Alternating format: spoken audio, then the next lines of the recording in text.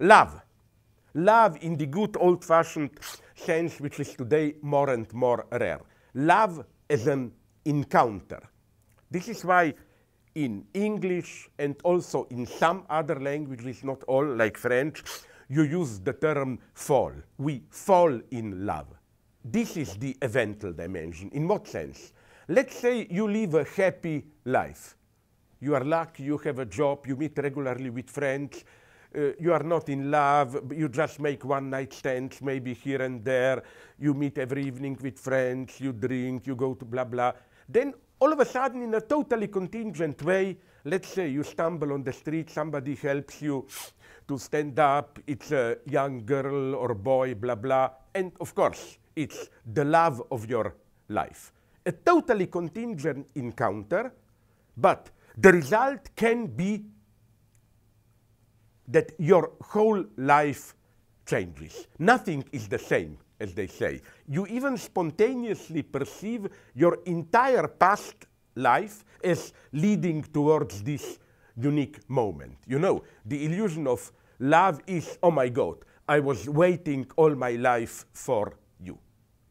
This, something like this would have been the love event. And I think it's getting more and more rare today.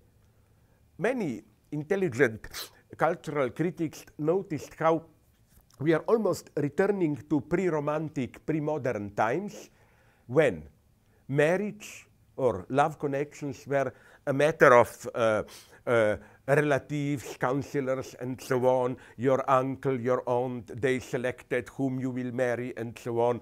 Today, it's similar, only instead of all those old wise uncles and so on, it's dating agencies, marriage agencies, and so on and so on. What they offer us is precisely love without the fall, without falling in love, without this totally unpredictable traumatic encounter. And that's what I find very sad. I think that today we are simply more and more afraid of these eventual encounters. You encounter something which is totally contingent, but the result of it, if you accept it as an event, is that your entire life changes. It's a different story.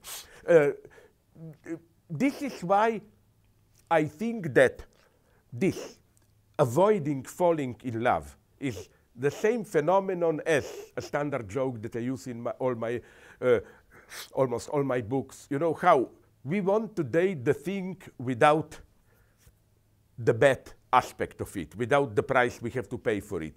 We want, I don't know, we want sugar without calories, so we have sweeteners. We want beer without alcohol. We want, and so on and so on.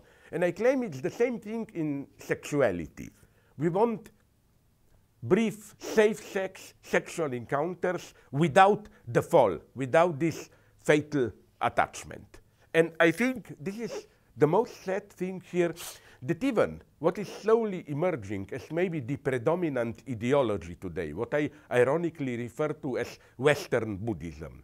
Life is just a play of appearances, don't take it too seriously, maintain a proper distance, don't get too attached to worldly objects. It fits perfectly this superficial consumerist attitude. So again, events are rare.